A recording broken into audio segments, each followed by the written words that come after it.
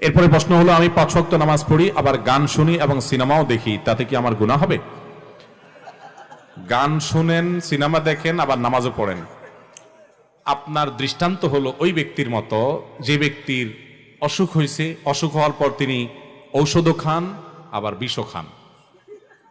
ঔষধে তো রোগ ভালো হয়ে যাবে, কিন্তু বিষে তিনি মারা যাবেন। ভাইরা আমার, হারাম যেগুলোকে আল্লাহ তাআলা হারাম করেছেন সেগুলো এমনি এমনি হারাম হয় নাই ভাই। মিউজিক এবং অশ্লীল গান, গানের কথা যদি ভালো হয়, সেখানে মিউজিক্যাল ইনস্ট্রুমেন্ট যদি ব্যবহার হয়, এগুলো মানুষের অন্তরে কপটতা তৈরি করে, ইমানি চেতনাকে নষ্ট করে, আস্তে আস্তে আল্লাহ থেকে মানুষকে দূরে সরায় দেয়। খুব কম সংখ্যক মানুষই এগুলোর আসক্তি থেকে একটা পর্যায়ে পরিপূর্ণ তাকওয়ার পথে আসতে পারে। অনেকে আসে, আল্লাহ যাদেরকে তৌফিক দেন। এই জন্য এগুলোকে আল্লাহ তাআলা হারাম করেছেন।